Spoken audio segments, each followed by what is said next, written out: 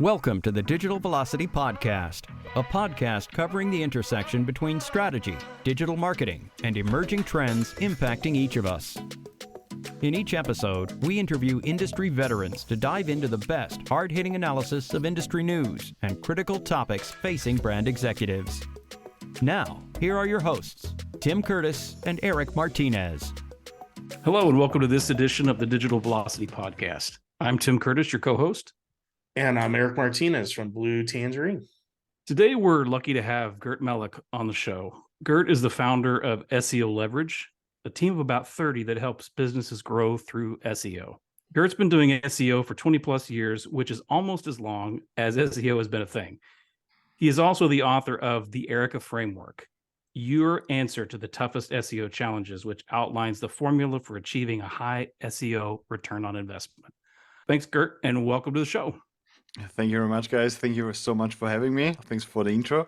I'm very much looking forward to the discussion. Good. Well, I'm glad to have you. What we kind of like to do is get started off and give everybody just a real brief description of your journey and how you started SEO Leverage. Absolutely. So I started out as a web developer. I did my fair share of programming, web design, e-commerce programming, all these kinds of things over many years, too many, if I may say. After even selling my first website, I think I sold it for $200 or something like this to a local shop in my hometown. I very quickly noticed that you can have the best website. It's not worth anything if nobody finds it. And so I got very early on actually into the place where we had to do something on the websites to really get them ranking and get them exposed to the right people. I'm really thankful for the opportunities those local companies gave to a 16-year-old back then to prove that there's something out there that needs to be done. Really, over the years, we have been doing all kinds of things in digital marketing, but SEO was always like the constant thing we were always focusing on and growing over time. So a few years back at some point, I said, look, let's just strip this down to where we get the best results. And this was really with SEO and with the methodology that we have developed over time. So Gert, that leads right into the next question. You wrote this book called the Erica Framework, your answer to the toughest SEO challenges. Why did you write the book, and tell us a little bit more about it? This was really based on a methodology. The acronym ERICA stands for Evolution, Research, Interlinking, Content, and Action Steps. And we're probably going to dive into a few of those points a little bit later. I've learned from my mentor, James Remco, that it's a good idea to have acronyms and processes for whatever you have as like a methodology. This just made sense because those are the steps I want to always go through every couple of weeks on every project we work on. And it's just at some point, this became a thing. We internally used this, applied this to a lot of projects, and it got like really good results for several reasons. First of all, many clients came to us and said, look, we were with this agency over there. They ran our SEO for 5 years. We have no idea what they were doing. And now we even see some keywords drop. So we're now really looking for a different approach to SEO than what the normal agency would do with a monthly reporting sent and nobody to talk to. So this was where the evolution came in. So every couple of weeks, we make sure that we explain our clients, look, this is the evolution of your SEO. This is where you are right now. This is where your traffic comes in. This is where your conversions come in. Do you understand this? Yes, great. Let's move on. The R stands for research.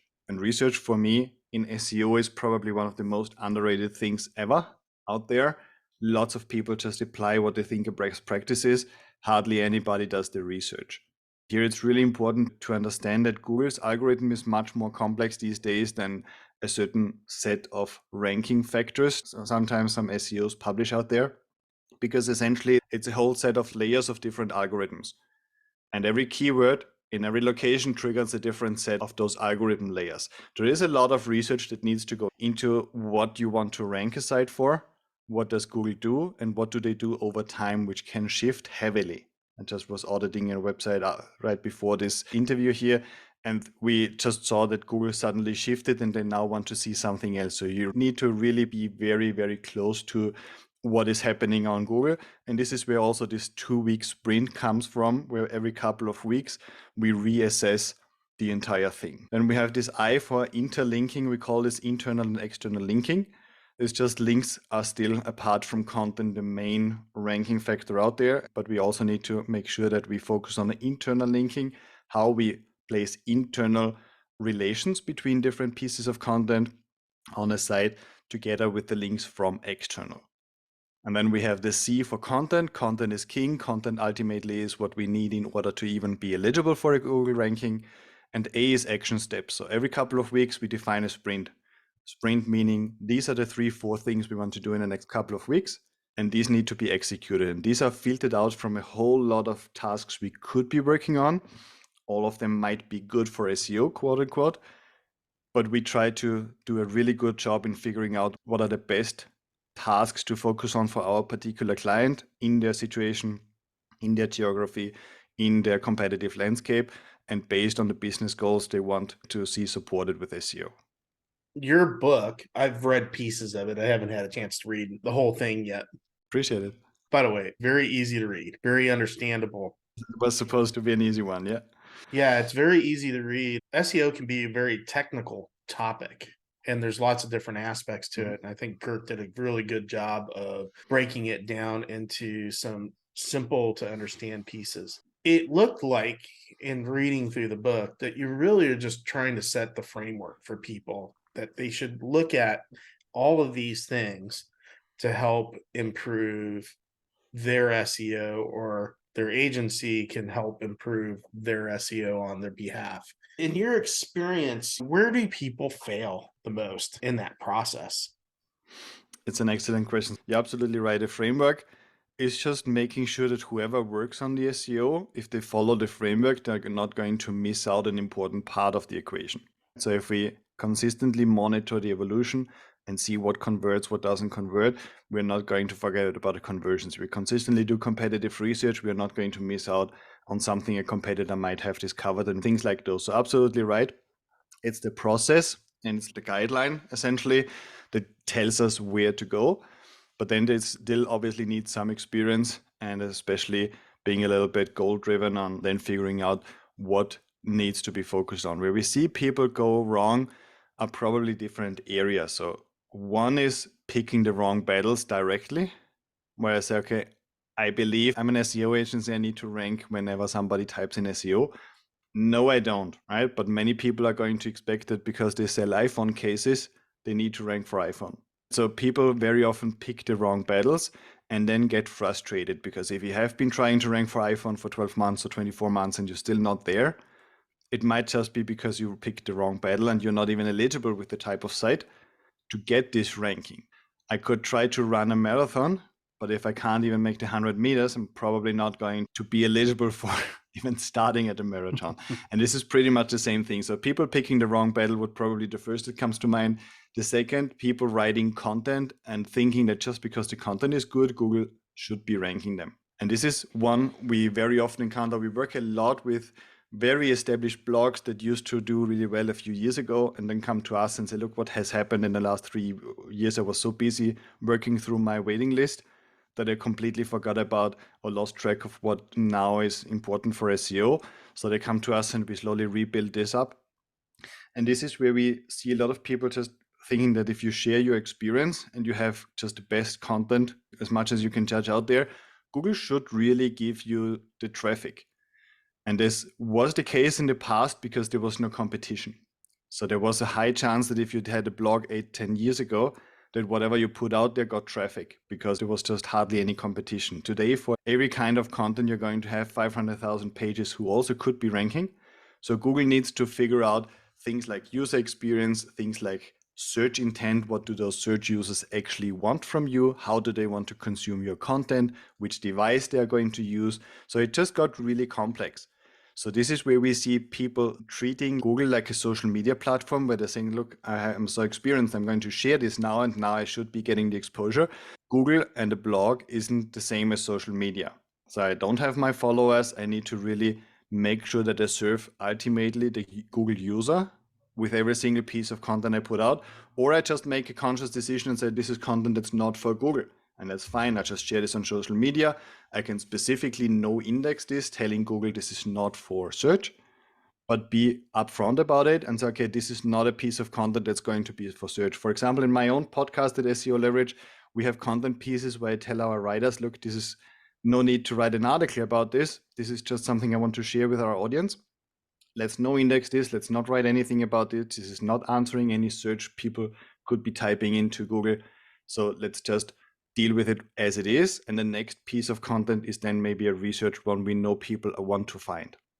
I have this belief that most companies, not all, but many companies, undervalue SEO. And I think they undervalue SEO not because they don't know that it's productive and long lasting, but because of all the things you just talked about.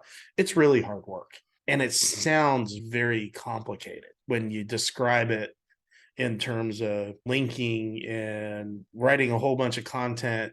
Oh, by the way, you guys are doing this anyways, right? You're creating image assets and you're writing content, you're writing descriptions of your products or services. You are creating content when you do that. It's just a matter of knowing how to deploy that content in a lot of ways. I also think because it isn't a quick hit, I can turn on Google Ads today and I can start seeing traffic tomorrow. And SEO doesn't necessarily work that way. It can work pretty quickly. I've seen it work pretty quickly, but I think it can be really undervalued because in the scale of things that are easy to do, it is, in my opinion, not the easiest thing to do. Is that a fair assessment? If that is a fair assessment, Gert, how do you convince organizational leaders to invest the time and energy to do it right? Quite a few really interesting points, and I love talking about this stuff. First of all, I believe clients very often don't see SEO related to their conversions. They see paid traffic and they know paid traffic is supposed to convert. And if I spend $5,000 on Google Ads, I have my cost per conversion. This is the knowledge many people come to us with. But as I look, this is my cost per lead, or this is my cost per conversion, or this is how much it costs me to make a sale in my Shopify site. And then they see this SEO thing, this should be ranking. In the first call with a new client, we establish a conversion rate. We established a conversion tracking. It's really interesting. Even 7-figure companies very often that we talk to don't have a proper conversion tracking in place for their Google and Google Analytics. We really start out there because I want to make sure that the client understands this is the value of the current SEO traffic when we start.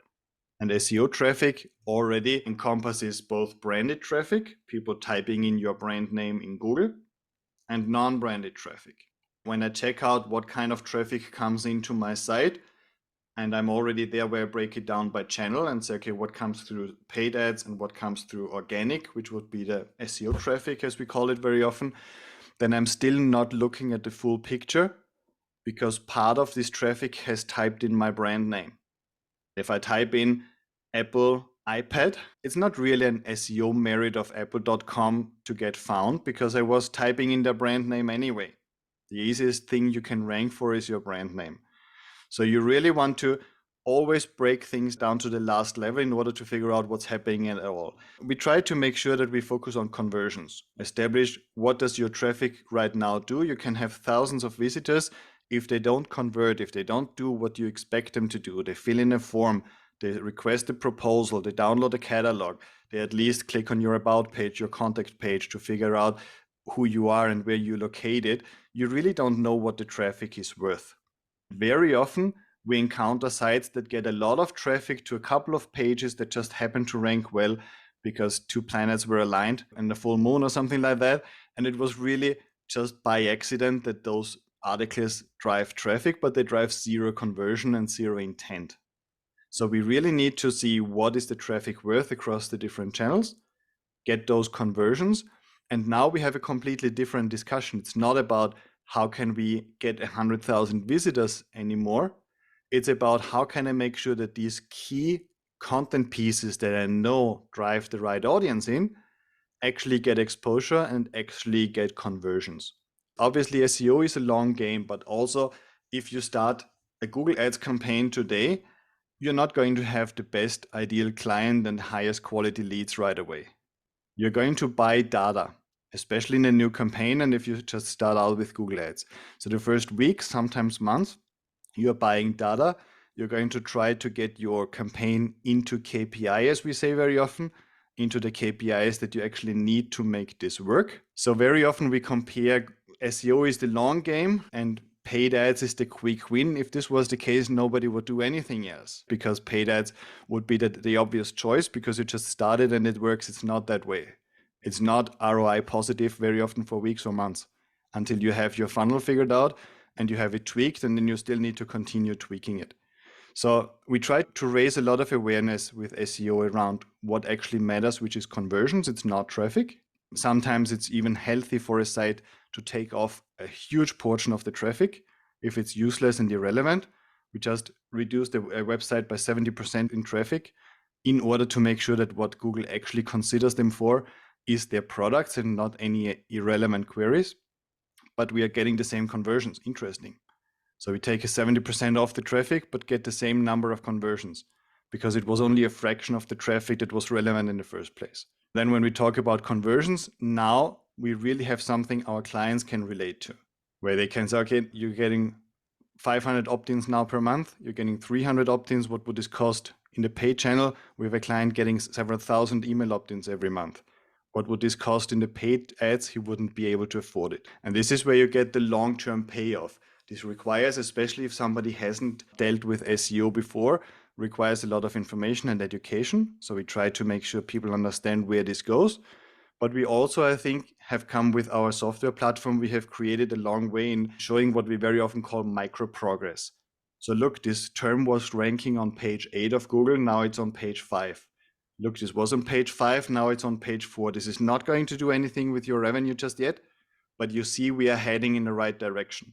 This is so important, and very often I see agencies miss, where they just say, look, I'm going to send you the monthly reports. There's nothing in there for you. And then in 12 months, you can expect something there.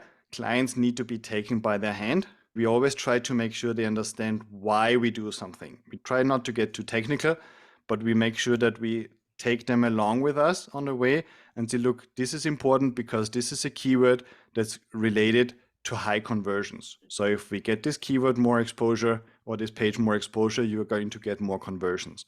And then we say, look, this is what we did. We have a changelog inside the app where people can just click on the changelog and see this was the change that was done on the website.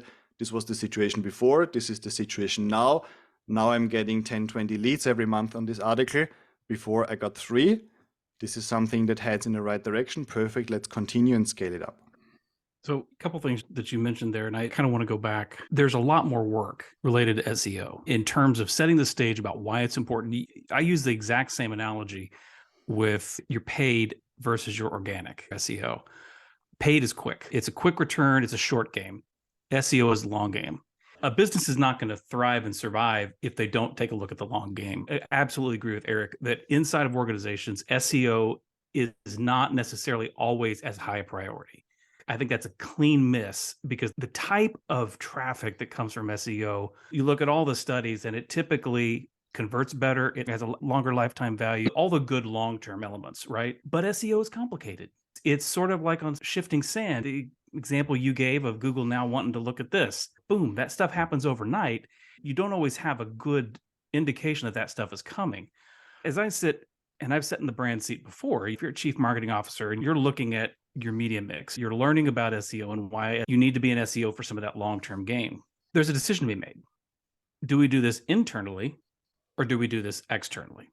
Initially, years ago, back when Erik and I were doing this within the brand walls, it was much easier to do internally because it wasn't as complicated. You didn't have as many pages trying to rank. You just didn't have that kind of pressure.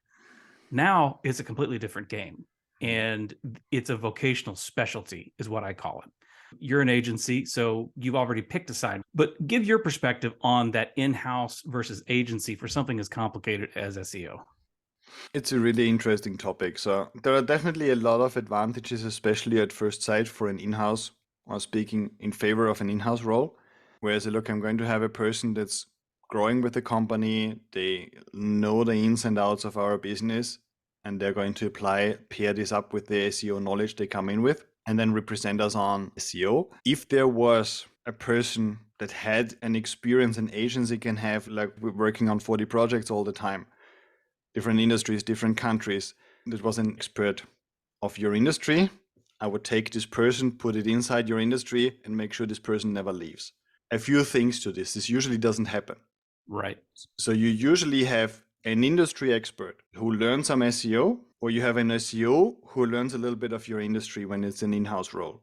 You hardly, I might be stepping on some toes here. In my experience, I hardly come across in-house SEOs who would have a comparable profile to an agency and who are at the same time industry experts.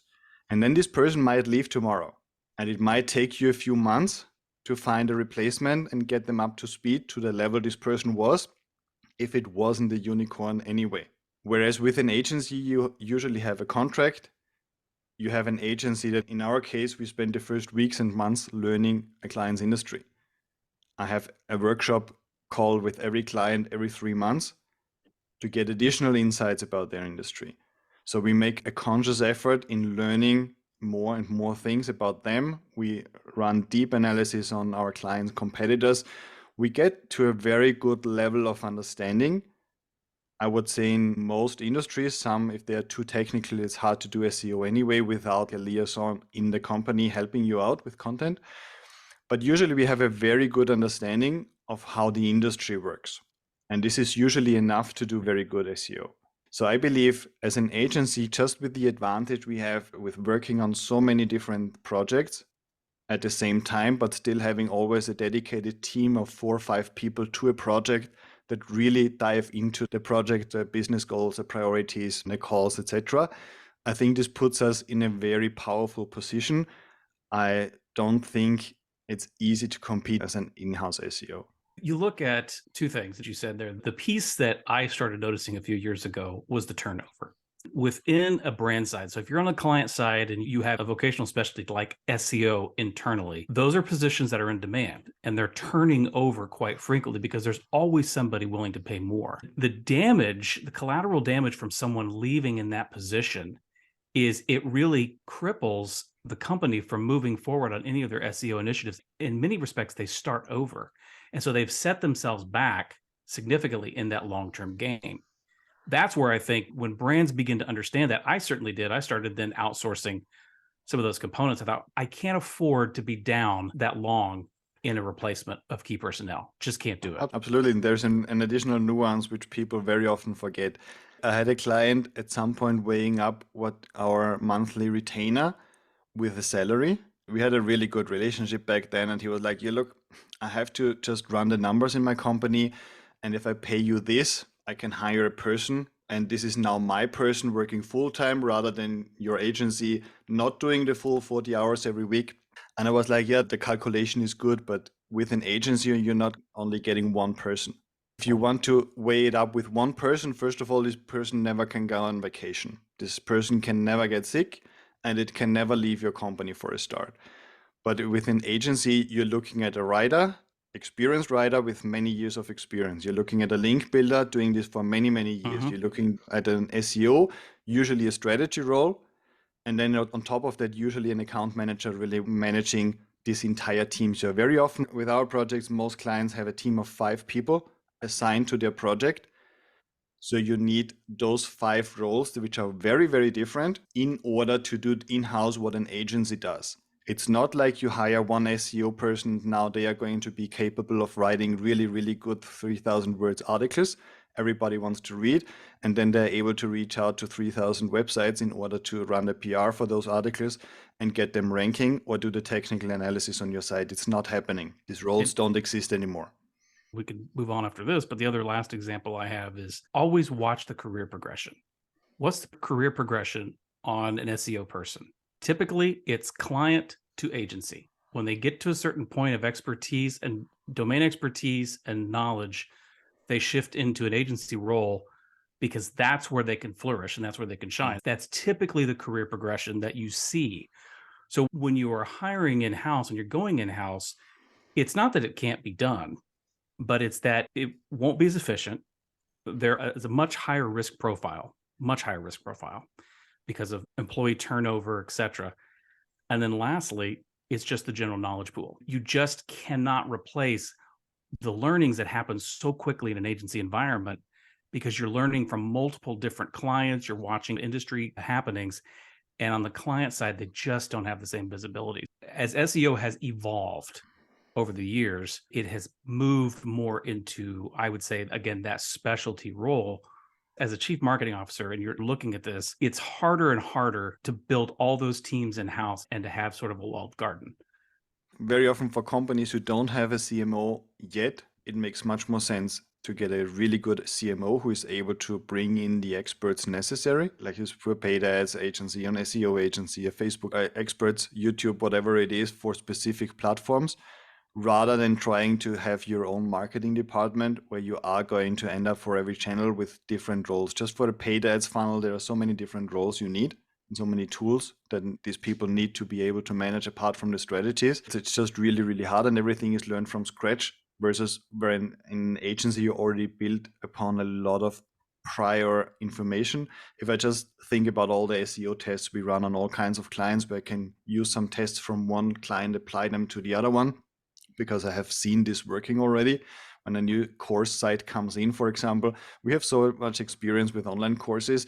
I don't need to start from scratch testing for this particular site, something I already know what has been working in the last 3 years in this industry and for courses and in their funnel and how to bring in people and what kind of keywords to look for. We have all this knowledge as an agency. So it's just a big leverage point. I understand why people really weigh this up as a decision, especially companies that have just grown in a very traditional way maybe and just hire the experts and want to have them close. But we also look at the landscape where, like you said, the turnover is really big. It's just not realistic that this person is going to stick with you for 5 or 10 years. They might leave after 2. And what happens then? You're back starting from scratch. You can always change agency if you're not happy with the results you're getting or don't have the transparency or the ROI you expect. But it's easier to switch agency than finding another in-house person. Exactly. Let's pivot a little bit. You were just talking about testing in SEO. I think a lot of clients don't think about testing in SEO as being something that you can do.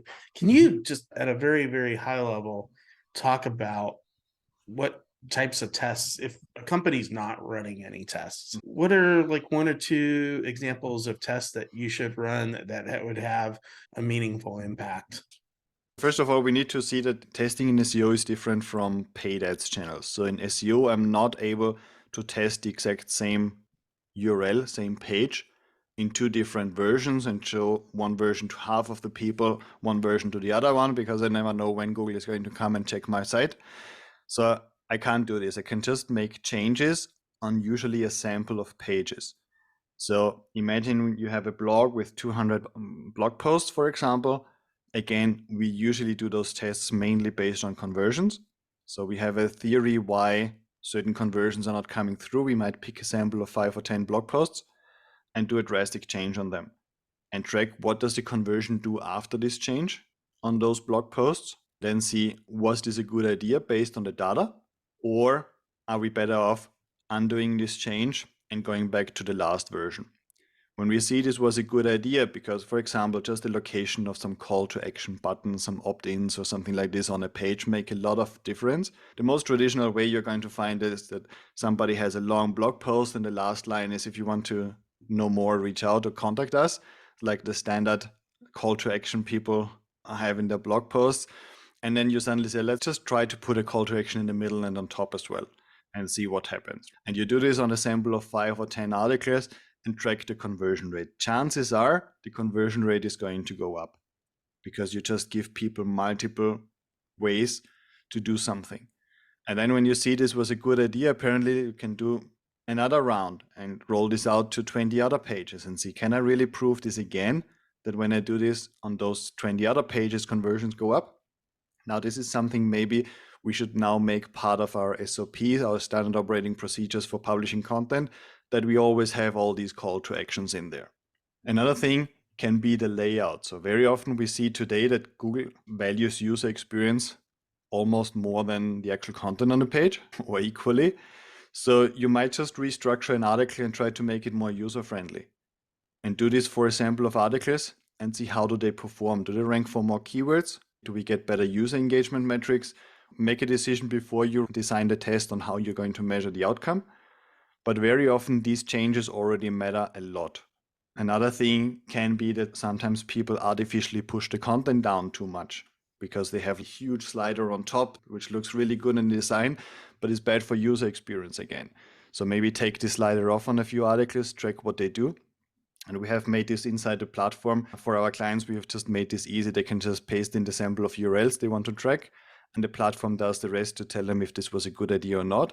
After a few weeks, it's going to take a few weeks until you have the data necessary, but then you can make a clear data-driven decision rather than a hunch of what you think this should actually look like.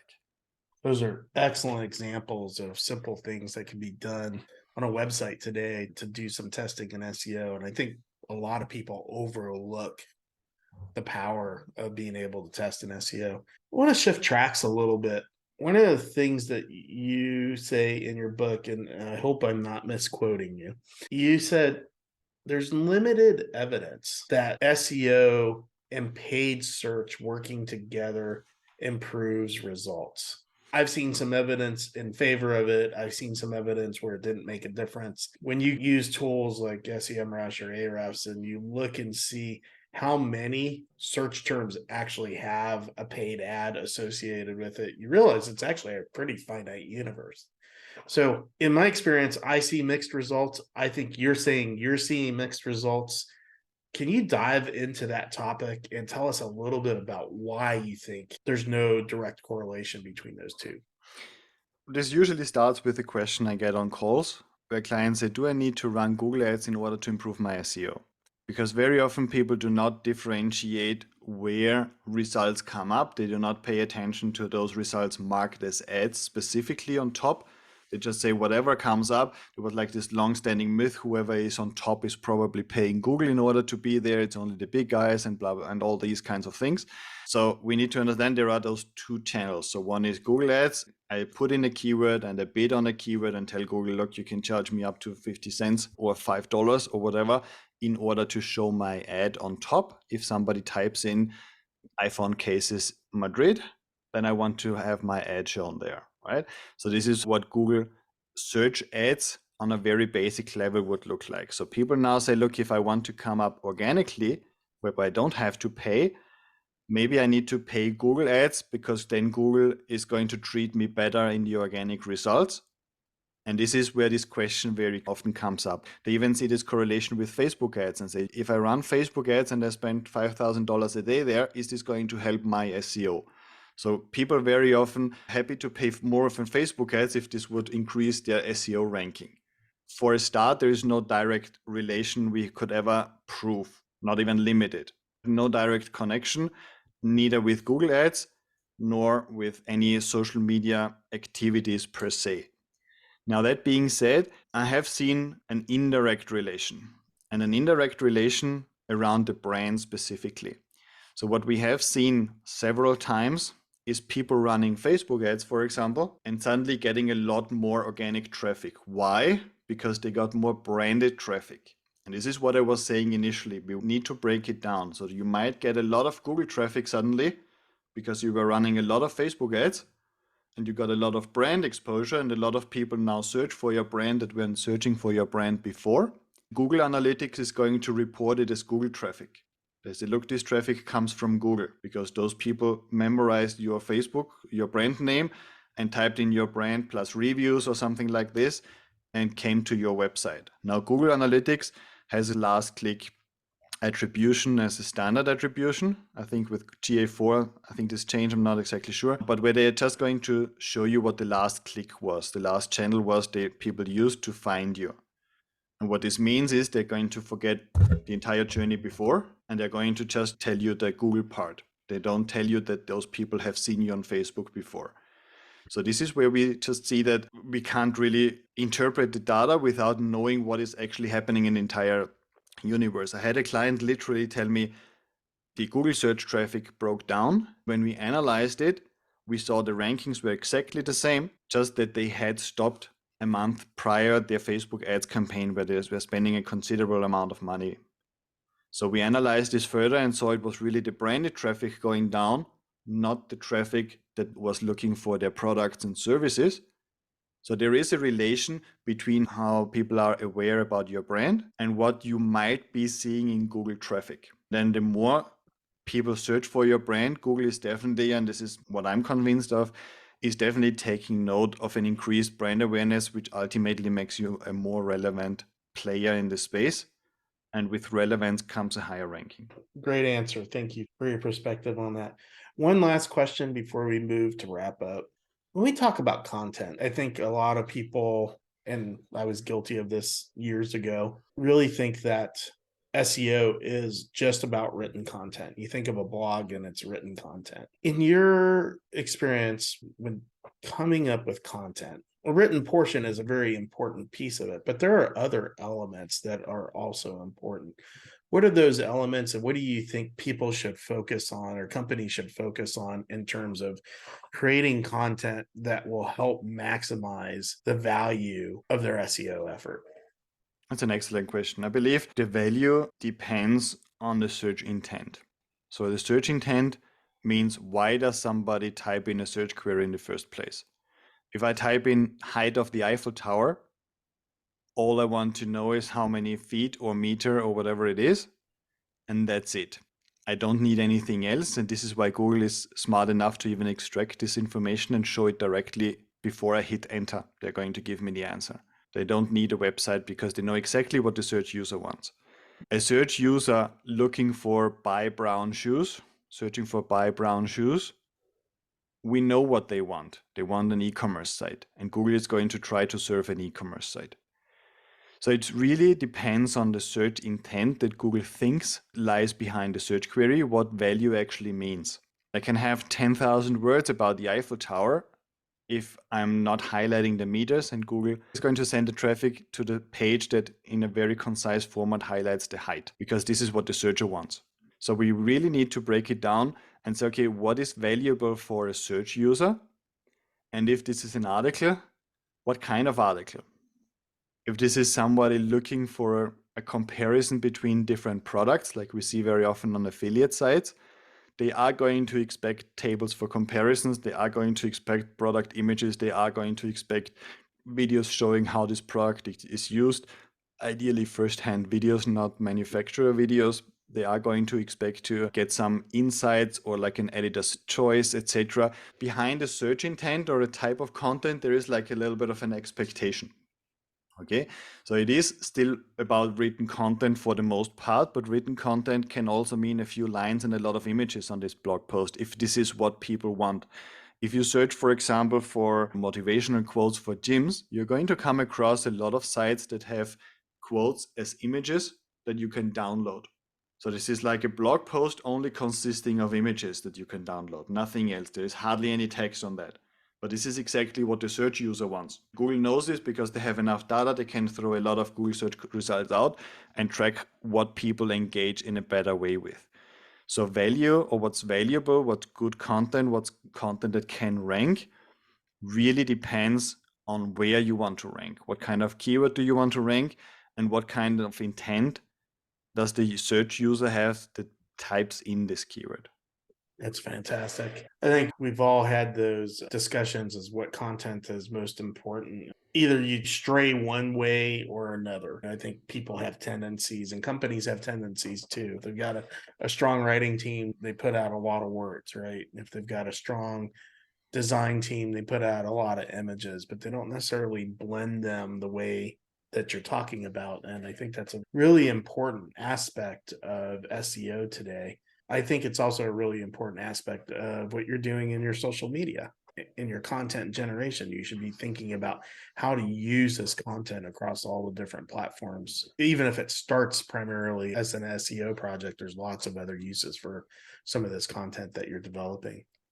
Ultimately, once you base this around conversions, a lot of boxes are going to be ticked. A lot of questions are going to be answered anyway by the data that you have.